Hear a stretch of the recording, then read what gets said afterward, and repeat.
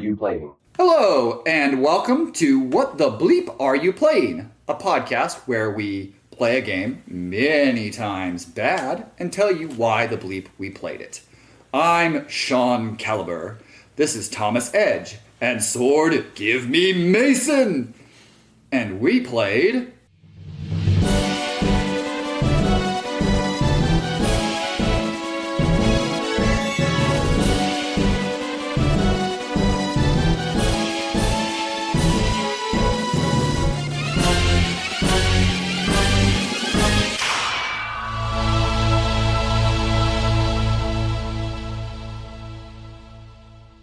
Soul Blade for the PlayStation 1. aka Soul Edge in Japan, which is a much better name. It is a much better name. It is. It really is. In fact, I totally forgot it was called Soul Blade in Same. America. I thought it actually was vice versa. I thought they changed it to Soul Edge when they brought it over, and I thought it was Soul Blade in Japan. Honestly, I think both are better than Soul Calibur. But that's the name of the sword. Well, Soul Edge. That's why I think it's better. Yeah, But same it's- as Soul Edge is the sword. There's the see, sword. I mean, if you're talking to somebody who knows pretty much nothing about this franchise, like me, then yeah, the Soul Edge sounds better than Soul Calibur. Mason, get on this franchise. This franchise rocks. The Soul Calibur's great. I really like Soul. We many times play a bad game, and there are a lot of things about this game that we'll get into that are maybe haven't aged well. But this franchise rocks. This game rocks overall. And it's setting the groundwork for what would be the Soul Calibur franchise, which people can debate what's the best in the franchise. My personal choice is Soul Calibur 2, but... It's obviously Soul Calibur 3 with no guest characters, but the first time you got create a character. Create a character, also... arguably the best balance of all the games. Like, Soul Calibur 3 was the competitive type one in a lot of ways. Then 4 was like, what if we didn't do balance? And then 5 was like, what if we had absolutely no balance? And 5 was like, what if we had no balance and a shit story? And Yeah. only a first player mode, right? Because you couldn't do... Was that the one that there was no two-player, right? 5, yeah, because I think 5 was only online. Yeah, you're right. I think That it was was really bad. where there was... Okay, look, I know local co-op's dying, but local co-op in a fighting game is fucking vital. You have to have it. And, like... Yeah. Even argue- Dragon Ball Xenoverse has local play. That's barely a fighting game. And that's barely a fighting game. So I'm telling you, local play has to be a center of your fighting game. It's like not putting local play in a Mario Kart game. Yeah. Why would you do that? Yeah. Or like Smash Brothers. Like, Yeah. why would you do that? It's an important part of it. Any arcade-style game, whether it be fighting game, racing game, or whatever, needs local co-op. Exactly. Because that is the arcade experience, and that's what makes it a lot of fun. You can have online mode, obviously, but also, like, there's just such an experience with local co-op with arcade-style games. Yeah. And speaking of an arcade-style game, this game is very much arcade. It was developed as an arcade game. In fact, I'll read here from it. It was a fighting game developed by the Namco team Project Soul and published by Namco as the first installment in the Soul Calibur series. Obviously, at the time, they didn't know they were going to be making a series. They were releasing an arcade game December 1995. An upgraded and expanded version of the game was ported to the PlayStation in December of 96. Then the PlayStation version was renamed Soul Blade when it was released in North America, Europe, and Australia. So even Australia got it. But like in the development, it was developed as an experiment by Namco to explore the possibilities of weapon-based fighting games. It was also the first motion capture-based video game created by using passive optical system markers. Which I believe are the little dots, Yes. correct? Yeah. I know what that is. So like, yeah, it is... It was not that it wasn't going to be a game they were going to release, but it was literally a trial of we know fighting games can be made. We know punchy fighting games can be made. Can we make a game with swords or other weapons work? Yeah, because at this point, not only had Tekken been released, Tekken 2 came out this very same year, 1995. From Namco. Yeah. Namco was kind of busy this year.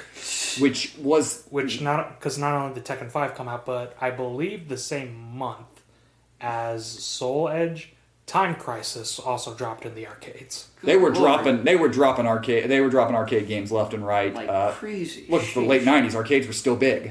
Yeah.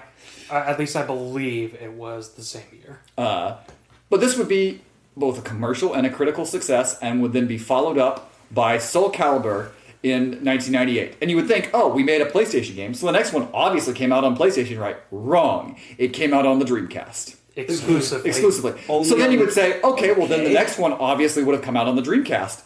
Wrong. Soul Calibur 2 came out on the GameCube, Xbox, and PlayStation 2. So we have 3 systems. Wow. So Soul Calibur 3 obviously came out on those systems, right? Wrong. PlayStation 2 only. What the fuck? What? Why? Well, Why? Soul Calibur 3 also was never ported. That's the funny thing about it. Like, you would think, especially as later on, that'd be one, 4 was on 360 and PS3, 5 was on... It was 360 and PS3. PS3, and 6 was on 4, Xbox One, and Steam, I believe. I don't think it ever got a Switch port yet. I don't think it has. I don't think it has. I could be wrong. But, yeah, all these have been like... They eventually found kind of the consoles they want to sit on, but all of these early ones were like, what if we just jumped around? It's amazing this franchise had fan bases, because you didn't know if your next game was going to come out on the system console, you had. Yeah. What is this, Kingdom Hearts? I was going to make that joke, but I figured you'd make it. And it's kind of cool, because this series is kind of known for pushing these systems to their extreme. Mm-hmm. Soul Calibur on the Dreamcast looks amazing. It does look really good. And even though this is obviously a PS1 game, for a PS1 game, Soul Edge looks really good. While Mason was playing, Mason made the comment, at least with movement, that it moved better and elements looked better than Yu Yu Hakusho Dark Tournament on the PS2. Yeah, which I remember that it was that was a PS2 game, and it shocked me that they were able to mess it up as much as they did. But I think part of it may have to do with the fact that it was developed for arcades first. Yes. I think the same with Tekken as well, because Tekken looked great on the the PlayStation 1. Both Tekken 1 and 2, they haven't aged amazingly like this one, but like at the time, Tekken 2 was amazing looking. Mm-hmm. I loved that game. Tekken 2 is good. I mean, Tekken 3 is obviously the biggest one of the franchise, but because that's the first one that hit. Was that the first one? No, 4 was the first one on PS2. Yeah, 4 was the first one on PS2. Yeah, so 3 is really good. I do like 3 a lot. I need to play 3. I've played literally every other Tekken, but I haven't gotten around to 3. I played 1 through 4, and then I played Tekken Bowling. Oh, jeez. Yeah, not Tekken 7, Tekken Bowling. Oh, yeah, that's all. I've legitimately not played Tekken 7, I've only played the bowling. This fighting game doesn't have a bowling section. It's the worst fighting game ever. This is true. Yeah, it's true. All right, podcast. There's all games now are judged by Tekken 7 at that point. Is either you have bowling and you're good, or you don't have bowling and you're bad. And at that point, it is Wii Sports and Tekken 7 are the greatest games of all time. There you go. Yeah, I don't see any complaint here. Why are we even podcasting? We know the greatest games of all time. Oh, also GTA 4. I forgot. Oh yeah, it does. Monkey bowling. Oh my god, that's right. Oh, Spider-Man on the GameCube. Oh, great game. Criminal bowling. Anyways, we were talking about bowling. Yes. Soul Edge. Soul Edge. Soul Edge in Japan, Soul Blade in America. Soul Blade, sorry, my bad. Soul Blade's a bad name. Soul Blade's a bad name, so I'm gonna keep calling it Soul Edge is better just because it makes sense in the franchise. Also, just... I mean, call me a filthy weeb, but Soul Edge not only is a better name, but, like Sean said, makes sense for the franchise. Because the two blades are Soul Edge and Soul Calibur. Mm-hmm. And Soul Calibur apparently just caught on more. So that's why that one's the one that continued on. Fighting games have a lot of like crazy stories as they go along, and they get crazier and crazier and crazier. But one thing that has always been cool about the Soul Calibur franchise is they always try to bring something in to counteract what they did in the last game in story mode. In Soul Edge is this evil sword, so they make Soul Calibur and they bring a good sword. Okay, the good sword is not good enough. The Soul Edge is more powerful, so they counteract with more people being able to wield both swords in 2. They had some weird time travel stuff in 3 and 4. And with a character that doesn't die. And then 5. Zasamel in 4 doesn't die. Zasamel, that's right. Because his ending is hundreds of years in the future, and he's still watching over. The dude with the clock gimmick and whatever. Mm-hmm. And then 5. We don't talk about 5. Yeah. We don't talk about 5. And then 6 is kind of a reboot. 6 is kind of a reboot, yeah. And it went back more of the controls 2's control style. Yeah. It's kind of a mix between 2 and 4. Yeah, which I know we're talking about Soul Edge, but I really like 6. Yeah. Anyway, yes. Well, part of why when I brought this game in, and this was the idea of it, was to kind of talk about the whole franchise a bit. I don't know how many other Soul Calibur games we'll play on the podcast. That's right. And I thought this would be a fun one to just talk about, but also knowing that a lot of the franchise would be discussed because Soul Calibur 2 is legitimately one of my all-time favorite games. It's probably the fighting game I've poured the most hours into. My brother and I used to play just epic long matches in Soul Calibur 2, where you could each pick 8 characters and you go through and we play that for hours and hours. Like, I played that game nonstop when it came out on the GameCube. I will also say it's kind of funny going back to this one after the rest of the franchise. Because of the rest of the franchise, it does manage to distinguish itself from Namco's other fighting game franchise, Tekken. Because in Tekken, the movement, while kind of stiff, you can still get around pretty easily. In Soul Calibur, it's much more fluid. Yeah. Like in Soul Calibur, you actually take steps around you. It's like sword fighting. Mm-hmm. This game is Tekken. Like, this game is literally just Tekken. And I know it's kind of meant to be because it's just a tech demo, but this game is literally just Tekken with swords. Yep. And it is, yeah. It's part of that is, you know, if I was fighting you hand to hand, I'm maybe not trying to get around you as much. I'm more just trying to punchy punch. Whereas sword fighting, there is more parrying, movement, dodging, getting around of dodge roll. Basically, yeah. A little bit. But yeah. So Mason, this is the first time you've picked up a Soul game. Well, it's the first time I've ever actually played one. It's not the first one that I interacted with, though. I think was it 4 that had the Star Wars characters? Yes, 4 that had the Star Wars. Because some of the guys that I went to daycare with had Soul Calibur 4 and would bring that. I feel so old. That was a pretty interesting time for small child me watching Soul Calibur 4. It was an interesting time. But I had the 360 Soul Calibur 4, so played a lot of Yoda. See, yeah. I had the PS3, so I played a lot of Vader. Which, yeah, Vader and Yoda were exclusive, but Starkiller was on both. Starkiller was in both, yeah. Because that was when the Force Unleashed came out, so they were like, "Oh, we gotta push this guy as much as possible." So they pushed Starkiller heavily in that. Which I do love that basically the Soul Calibur universe is like, yeah, we're attached to every fighting universe out there. Basically, because at this point, they have Star Wars in there. Because Link was in 2? Link was in 2. Link, Heihachi, and Spawn were in 2. That's right. The PSP one had Kratos. Yeah, 5 had Ezio, Auditore de Frenzy. And then 6 has a bunch of people. Yeah, 6 has 2B from Nier Automata. Oh. Whose DLC in-game was Geralt the Witcher. Mm-hmm. And also Hamaru. Well, no, Hamaru from Samurai Shodown was also DLC. Yep. My bad. Interesting. So yeah, they've added characters, and they said if you wield a sword, you're going to be able to fight. Sometimes and I know that the original idea for Soul Calibur 2 on the PlayStation 2 was Cloud Strife was supposed to be the character. Ooh. Yeah, which Licensing and stuff did not go through, so they ended up going with somebody in their own franchise line, Heihachi. Yeah, it's Heihachi. Which makes Heihachi, I believe, the only Soul Calibur character who doesn't have a weapon. I believe so. Damn. Because he's like, nah, fuck that pussy shit. I have my fists. Punchy punch. Which, to be fair, is very in character for Heihachi. Yes. But they would make a franchise of guest stars. This game would have new characters from different franchises.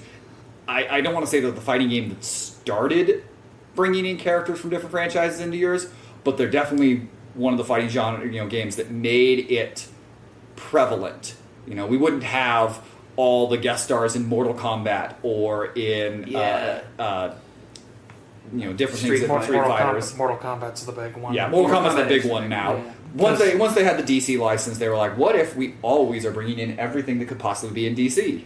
And then every 80s action character. And then they would do the opposite with Injustice, because Scorpion was in it. Yep. Scorpion was in the first one, and Sub-Zero and Raiden were in Injustice too. That's right, they were, yeah. And they were all in Mortal Kombat vs. DC. Anyways, Soul Edge. But as a fighting game, the game is a fairly simple fighting game. You know, you have your basic stuff. You have your throws. You have your heavy hit, light hit, kick. You know, which the combos are pretty simple. Very typical for a sword fighting game. To be honest, this makes me think of a 3D version of Samurai Showdown a lot too. Yeah. But to be fair, there actually is a 3D version of Samurai Showdown. I'm not going to play it anytime soon because that's exclusively for the Neo Geo CD. One day I will have all the Neo Geos. I have none right now, but one day I will have them all. The cartridges are literally the size of your laptop. Where are you going to store them? The thing that's most interesting to me about Soul Edge is that it's a PS1 fighting game that doesn't suck. Because the PS1 is notoriously not the greatest with the fighters. It has Masters of Terrace Kasi. Yes, it has Tekken, the greatest fighting. In the 3D vein, it has Tekken. It has Soul Blade. And that's it. Yeah, that's it for good ones. I mean, there's a couple of okay 2D fighters. A couple of them. Well, I mean, like, I know there's a Japanese exclusive Arena Dragon Ball game that's pretty good, but yeah. But in terms of it also has, 3D look, it had Dragon Ball GT Final Boot, so checkmate. I mean, in terms of fighting games, the PlayStation, I mean, it had great 2D games because it had Street Fighter. It had, I believe, a couple Marvel vs. Capcom games were also for the PlayStation. Like X-Men Mutant Academy was on the PlayStation, and that controls solid. like a 2D. So it controls same with the Jurassic Park fighting game controls like a 2D fighter. I forgot about that. That game's fun. Look, I want to buy it's expensive as fuck, but I want to buy that game because it's a fighting game where you exclusively play as dinosaurs. Yeah, Raptor was best. Yes, exactly. Raptor was best. and a game I think we're going to play in the future, Gundam Assault. That's right. It's also on the PlayStation. So. Oh, that's right. So there were good fighting, but yes. 3D fighters. Let me adjust my statement. It's not particularly good at 3D fighters. Look, 3D fighters honestly struggled for a long time. 3D fighters still kind of Majority of 3D fighters are bad. 3D fighters in general still kind of struggle because, again, the only two big ones are Tekken and Soul Calibur. So credit to Namco. They struck gold and they kept going for a while, but they did. They're still going now. Yeah. And Tekken 8's going to happen. I assume Soul Calibur 7's going to happen after that. I'm honestly a little surprised we haven't heard anything about Soul Calibur 7 because Tekken 7 and Soul Calibur 6 weren't that far apart. Have we really not heard anything about? Wow. Well, Tekken 8. I mean, we just heard about. Well, I mean about Soul Calibur. Yeah, Soul Calibur 7. Like, we haven't heard anything. I'm a little surprised they haven't announced or moved forward on anything because it has been a while. But I know that they ported 6 over to Steam because it wasn't necessarily liked. Soul Calibur 6 was kind of okay sales at the beginning. It kind of found an audience afterwards, so maybe that's kind of why. I mean, Namco might also be focusing on Tekken 7. That's a possibility as well. It is the highest selling non-Smash fighting game. Yep. It sold 10 million copies. It's huge. It is fucking huge. And they kept working on it, and it had a little bit of a competitive scene. Notice that we keep tangenting off a lot this episode, and a lot of that is because Soul Edge, it's a great foundation. Yes. The idea of a swords and sorcery fighting game is a great foundation. And it became a great series. It became the Soul Calibur series. But this game, there's not a lot. The story modes are kind of... They're there. They're interesting, but they're not anything amazing. And because of the limitations of the technology they were trying to push above and beyond, the scenes are shorter. Like I said, I only beat arcade mode with Rock. By the way, fuck Rock. I don't like Rock. I don't remember if he's in Soul Calibur, but then I don't think he comes back till 4. Yeah, I don't... I'm not a big fan of the heavier characters. So why'd you pick Rock? He looks like heavier... Because he looks like a caveman, alright? And I thought that was cool. So maybe I'm just stupid. But yeah, I played his story mode, and I think the ending cutscene was literally 30 seconds. It's literally him looking at Soul Edge, I must do this. He grabs it and then vanishes. Wow. It had 9 characters in the original game. Cervantes de Leon was the villain. And then you had the other 9 warriors chasing after him as he had Soul Edge. You had Huang, Li Long, Mitsurugi, Rock, Songmina, Siegfried, Sophitia, Taki, and Volda. And it's hilarious how they pronounce Sophitia in the game. The English dub was not great, and it was Sofahiti. Yes. Sofahita. Sofajitas. I love my sofajitas. It was the first time I said it, I was like, what?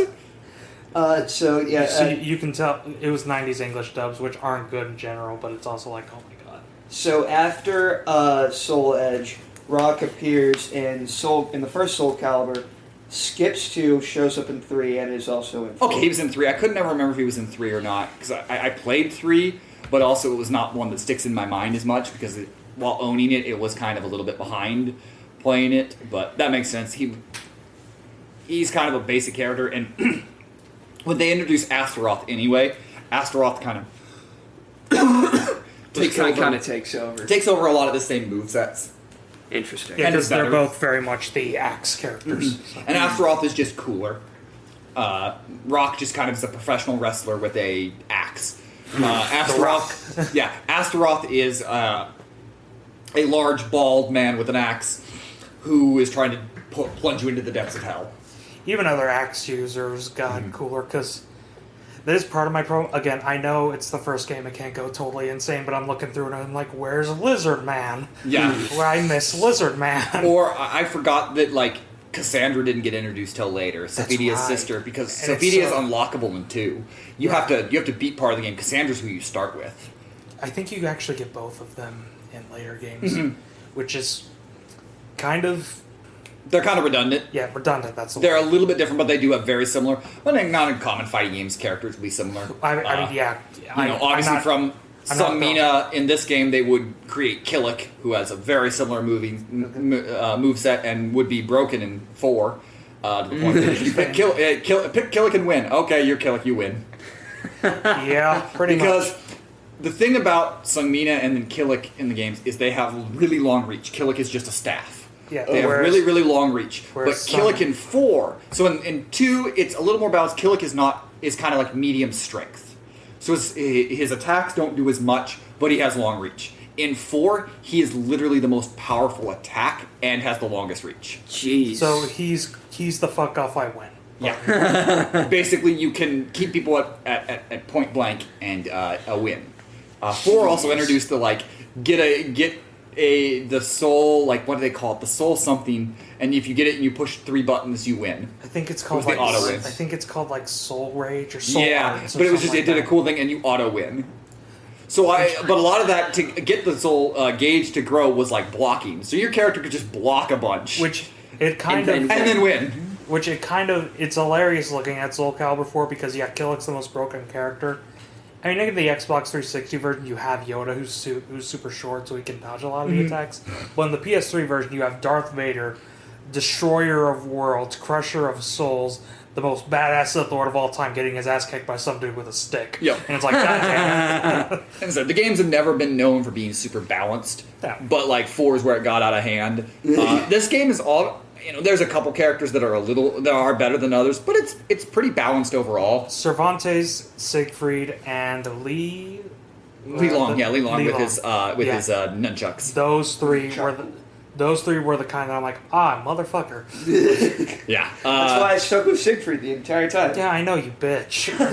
That's what I do is I find a character that I'm good with and I stick with You them. don't find a character you're good with, you find a character that breaks the goddamn game. I mean, why else would I pick a different character? I played Songmina. That's why I pick like Steve in the Tekken games. Yeah. I beat the game. I beat arcade mode twice while playing this through here, and I beat it with Songmina, and I beat it with Sophitia. I meant to play with Siegfried, but I just didn't get around to it. I played just individual matches with all the characters. I think a character I was surprised that went all the way back to Soul Blade was Voldo. Yeah. Because like he is a character I knew that he's been 2, 3, 4, and all those things. And I'm pretty sure he was in Caliber. Well, I know he's in Caliber because he's in this. But I was surprised he went all the way back here because he just never seems like his story's really much. So interesting that a guy that has such little kind of on the story was like all the way back to the beginning. Well, Voldo's just kind of stuck around because he's unique. I don't want to say the joke character, but he's the one that everyone looks and's like, what the fuck is that? So his main move in Soul Calibur 2 is called rat cheese. That's when he goes to the ground and he's like, cha, cha, cha, cha. And my cousin would spam it, and he'd go backwards, and he'd do backwards rat cheese. He'd do the the backwards shit. Like, I hated Voldo in Soul Calibur 4 because he creeped me the fuck out. Because that was the first. He's a very creepy. He is very creepy. That was the first Soul Calibur game I played was 4, and he creeped me the fuck out in that game. Especially when he's like doing the backwards crawl like that one bitch from The Exorcist. And I'm playing as, again, Darth Vader because I bought the game exclusively for him. And I'm like, stay back, stay back. A character that's great in 2, but also does this connection for Tekken, was that Yoshimitsu became a character in both games. Yes. Oh, really? Yoshimitsu was a character in both games, and because slight differentiation, but yeah, he would be a mainstay from that point on. Yeah, Yoshimitsu is a character in both games because the character in Soul Calibur is the ancestor of the character in Tekken. Or the character in Tekken is a descendant of the character in Soul Calibur, whichever. It's a really cool way to include it, and I really appreciate them doing that because I like Yoshimitsu in Tekken, and I really like him in the Soul Calibur games. Which makes sense. He makes more. I mean, I do like him in Tekken, but he makes more sense in Soul Calibur because he has a fucking sword. Whereas so it makes sense for him to be in Soul Calibur, whereas in Tekken he just kind of punches with it. Yeah. He doesn't even like use it as a sword? I mean, he uses it like his grabs, like he'll push you to the ground and stab you, but otherwise it's like, yeah, I'm just gonna punch you. You have a sword, why don't you use that? No, I'm just gonna punch you. Yoshimitsu wasn't my main in Tekken 4, but he was like second or third player on it. I loved him in Tekken. So playing him also in Soul Calibur, it was really fun to play in both games. I like that. I like because Namco made both of them. I like when they're okay with crossing things. The Heihachi in Soul Calibur 2, it's cool. I would have liked Cloud a little more, but that's okay. Hey, it is cool that games are crossing at different points. Yeah, well, Namco doesn't really care what their franchise is crossing over. I mean, like, they obviously don't have them crossing over all the time. We don't have Soul Calibur Cross Tekken coming out every 6 months or whatever. But I mean, like, hell, they put fucking bad box art Mega Man into Street Fighter Cross Tekken. There's. I'm scared. Yeah, they're unstoppable at this point. Yeah, they're dead. I love bad box art Mega Man. He's great. I love him. He's great. We'll talk about that at a later date. Because the story behind Bad Box Art Mega Man Street Fighter Cross Tekken is sad and funny, just like the character. Damn. But yeah. This is a very... did you know that Soul Edge, when it was ported to the PlayStation in Japan, when you bought it, it came with a limited edition Namco joystick controller? Oh, that's what? funny. And as someone who wants all the controllers, I now want it. Also, I guess in the PlayStation version, the final boss, Soul Edge, is unlockable. That makes sense. I didn't bother, because the character just looks like kind of repainted Cervantes. Yeah. Usually the final boss is kind of just a repaint of characters. They're either a repaint or they're cheap and broken as hell. Shao Kahn. What does the controller look like? I don't know. It just said that it came with it. So, the American Soul Blade version, clothes were added to Sophia in the opening cutscene where she would have been nude. What? Oh, come on! What? You gotta be kidding me! We got robbed. Li Long's nunchucks are made more to the 3 sections for the European version. So they didn't want nunchucks. This is the worst game we've played. So. We at least got the nunchucks. In Europe, they couldn't get nunchucks. That was bad. Yeah, because nunchucks are usually banned in Europe for some reason. Like in the Ninja Turtles, they straight that's right. They gave Michelangelo a grappling hook. And there's like something like that you can't use the word ninja in like certain things, so they renamed them Hero Turtles. So, which was, that was different. a thing. We don't have a lot to say about the developer because it's Namco. It's Namco. Namco. It's a big developer. They did Tekken. I was gonna say Namco. They did Tekken. They got Pac-Man. you know who Namco is. So there's not a lot there. So I'm just going to talk a little bit here about the reception of the games. It's like, you ever stepped into an arcade? You know who Namco. By the way, I did find the Soul Edge controller. Is it cool? No. Oh. It's just... The box is cooler than the box is cooler. The box is quite a bit cooler. So it's an arcade. It's an just arcade stick. Yeah, the box is quite a bit cooler than the arcade stick, honestly. So the arcade game, which obviously was released in '96, was the second most successful arcade game of that month when it came out. Soul Edge was the 20th highest grossing arcade in Japan in '96. The arcade game was more successful in the United States, where it became one of the top 5 highest grossing arcade conversion kits of '96. Despite this, it was not able to achieve the same level of success as Namco's popular Tekken series. According to Next Generation magazine, Soul Edge enjoyed less success. Whoa. That was a good tongue twister there. How do you enjoy less success? Less success than it deserved in arcades. Next Generation reviewed the arcade version of Soul Edge, rating it 4 stars out of 5, and stated that there is still slight control delay, but character movement is still fluid and seamless, and trailing slashes of light in the wake of weapon movements as gorgeous as ever. Then, the PlayStation game received very positive reviews. It has a 91% on game rankings, it's an 89 out of 100 on Metacritic, and IGN basically said it was extremely fun, and there's enough elements to make it worth playing it at home. GameSpot called it a great fighting game with a few flaws. And Next Generation praised it for filling in the blanks with great gameplay, superb characters, unique graphics, and combines them into one solid package. What blanks? It's just some stuff probably left from the Probably still from the arcade. Okay. Like graphical fidelity. Graphical...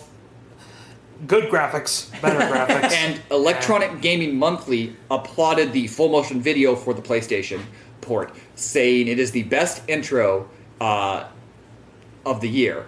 And GamePro said, bow down to the new king of fighters and the first gotta play it game of the year. So it had a lot of people absolutely loving it. And then Soul Calibur was exclusive for the Dreamcast. Yeah, it's very weird. I mean, I guess licensing, but yeah, Tekken was a PlayStation game, so it's very weird. Namco just doing things. But Namco, I guess Namco had a big success with Tekken, so they were like, do whatever with Soul Calibur. It also might even be simple of they're a Japanese company. It was expected Dreamcast was going to be the big Japanese system, not the PlayStation. Yeah, and then DVD players changed everything. Yep. But yeah, PlayStation walked away as the winner of that generation. And legitimately, this game was actually was listed at one point on, I can't find which magazine listed this. Oh, PSN, an Electric Gaming Monthly listed it as the 6th most deserving PS1 classic that should be remade. This would have been for the PS3 in 2011, is what they said. So. This game has a lot of nostalgia, and a lot of people loved it, and it got a lot of good reviews, hence why it became a franchise. I mean, I can see that, but like you just said, it became a franchise. There were better games that came after it. But that at the time they wouldn't know it was going to be the franchise, That's and fair. also remaking the original Soul Edge means that it would have been like stepping into, at the time would have been, I guess, Soul Calibur 4 graphics. Oh, yeah. If you did that. Yeah.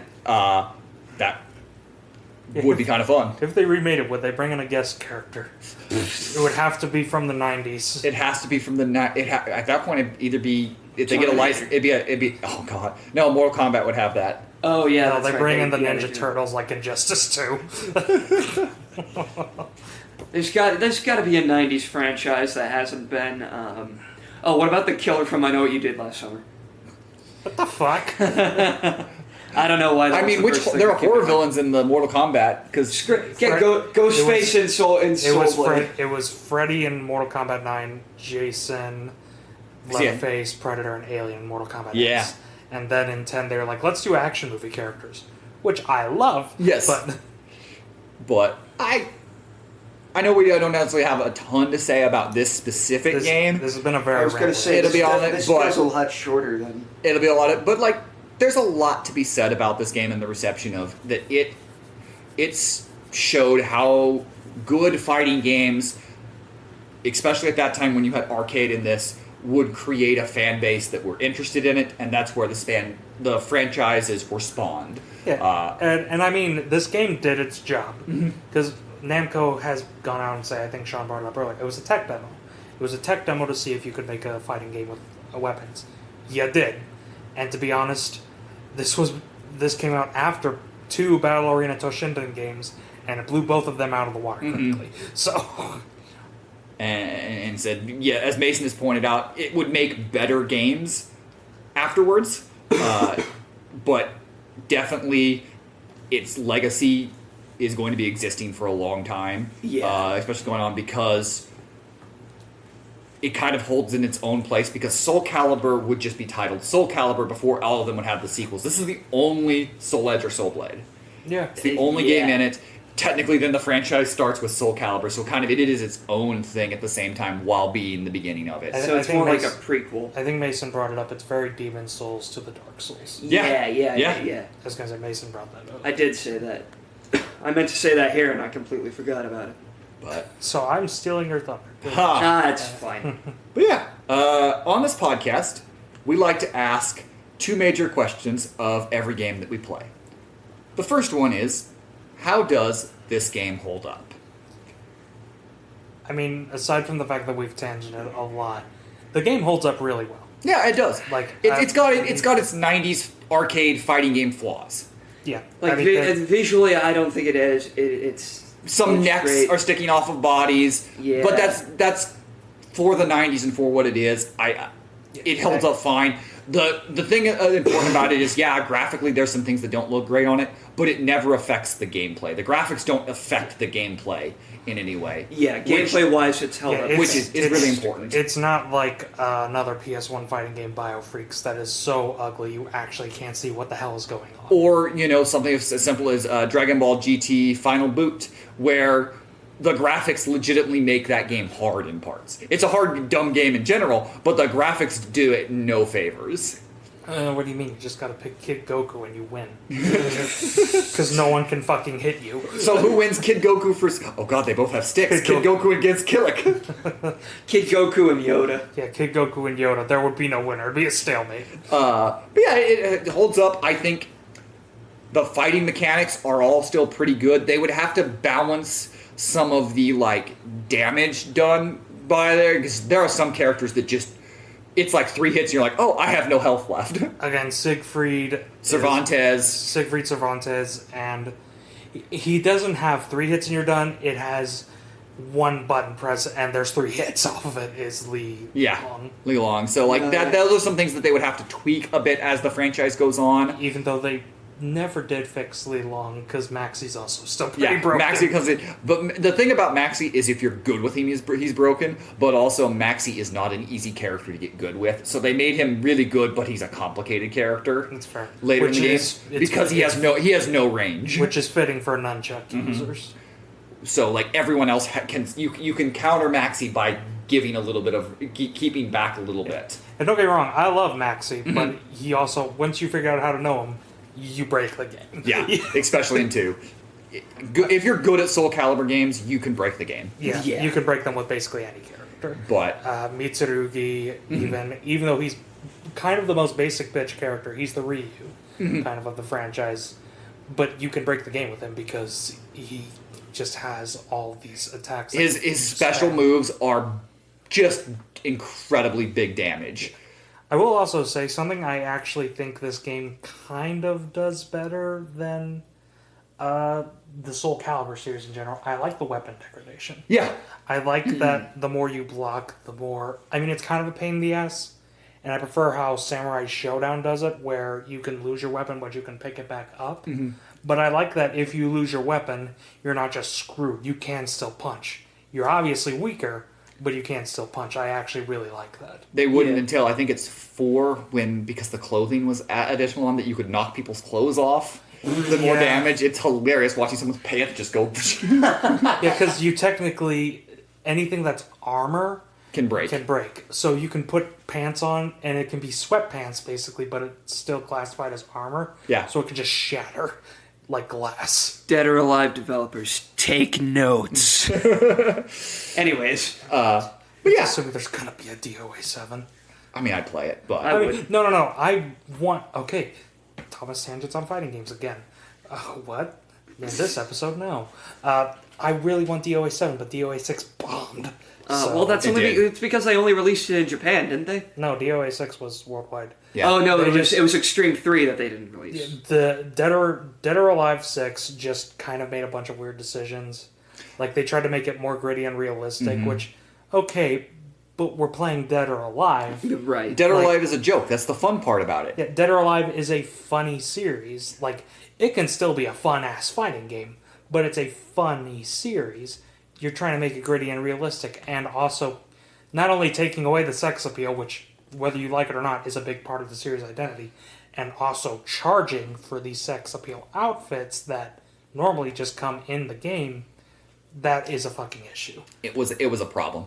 Yeah. Of a franchise. Anyway, Thomas Tangents on Dead or Alive over. You know, So I think we've answered that. Yes, this has aged well. part of me picking this game was to let us have a true fighting game in here that isn't based on anything, because all of our fighting games have been based on something. That's fair. So it was good to have some of that. But yeah, our second major question that we ask of each game is: would this game deserve a reimagining or a remake in a modern setting? So here's the thing. Mason's always got a thing. No. All right, there's the thing. It's just, I mean, I feel like, Okay. like maybe like I guess a remaster would be fine, but like we're already how many into Technically Soul Calibur 7. at this moment? At If you this count time, this. Yeah, if you count this 7.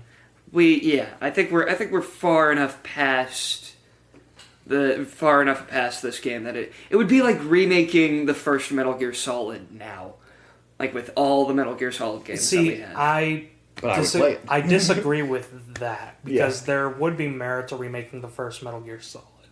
The Twin Snakes exists, for example, and that is a remake of the first Metal Gear Solid. That's right. The problem with remaking Soul Edge would be, how much do you add until it is no longer a remake? Yeah.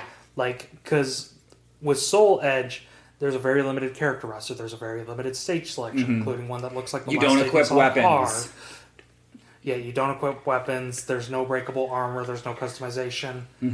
So at that point, you're just kind of re-releasing that for novelty. Yeah. Are you remaking it? Or are you just taking the story and rebooting it, which they kind of done in 6 a bit? Yeah, they kind of So did in 6. my answer is probably not a remake. Maybe this would be classified as a reimagining, but I would love if they would just release a set that was just kind of Soul Edge, Soul Calibur, and Soul Calibur 2. You could throw 3 on there as well if you wanted, since that was also on PS2. But those first 3 games all together in a package, they can be HD updated, a little bit, things like that. But that I think would be great, because I think these games are really, really good. They're really fun, but they don't need a full scale remake. They don't need a full scale reimagining. But if a repackaging would be nice. So here's my idea, and it's kind of a weird one, admittedly. I say bring back Soul Edge, but not the game. Bring back the name. Okay. Because Soul Calibur and Soul Edge being coexisting series, for me, since I'm a nerd for the story, that's a cool idea, because they're the coexisting swords.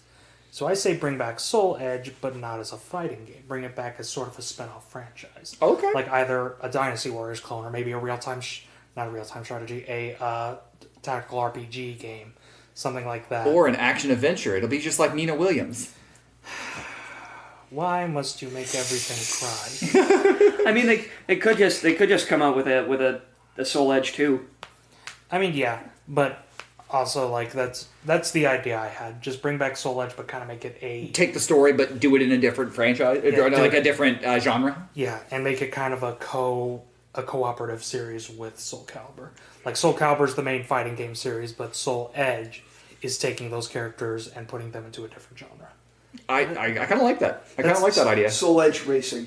I'm always down, because fighting games really do have really cool stories. They just kind of always get lost at times in it, because you have, especially when you are telling the story through arcade modes, you're playing through as different characters.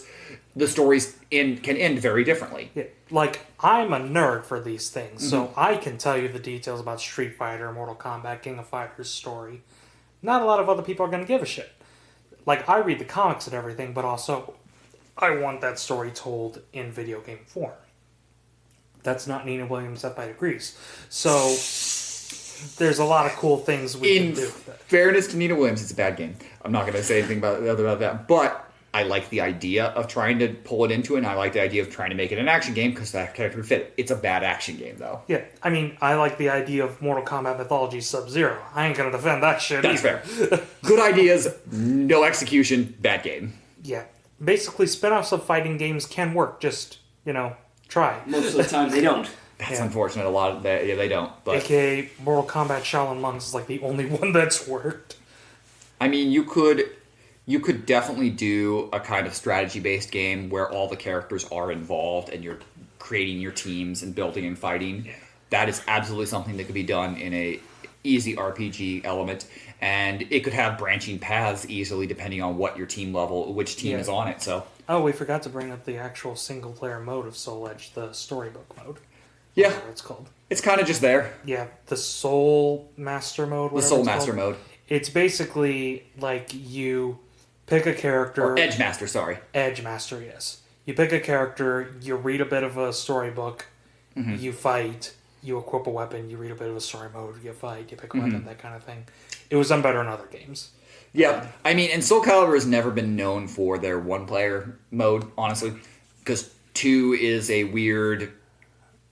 You have to do a lot of reading. Yeah, so much reading. It's like a dungeon 3, crawler or yeah, it's like there's so many weird things to get to the fights. So, but yeah, there is absolutely another mode that has kind of this more of the story, but you also get a lot of the story in the arcade mode as well. Yeah, which I think is because the Edge Master was added to the PlayStation. It was not in the arcade. That's what I was going to bring up. I forgot to bring it up earlier. But that is Soul Calibur, or not Soul Calibur, wrong game there. That is Soul Blade. That is wrong game. Wrong game o'clock. But no, that is Soul Blade. What do you guys think? If you like the game, love the game, hate the game, want to kick Thomas's ass as Rock, well, you can tell us these things by writing an email to bleepyouplaying@gmail.com. Let me know the time and the place, and I won't be there. That's bleepyouplaying@gmail.com. We would love to hear from you. We'd love to read any comments or whatever in email on one of these podcast episodes eventually. So you can send that email there. Also, you can, if you're listening to this on Apple iTunes, you can type some words, give us a nice 5-star review. Listening on Spotify, give us a nice little follow. I think you can follow us on Stitcher. I'm not sure, but we had a boost on Stitcher recently, so if you're on Stitcher, click on that. Any of the other things, let us know what you're thinking. This will be not the last episode of this week, so stay tuned. Something else is coming, and we'll see you next time.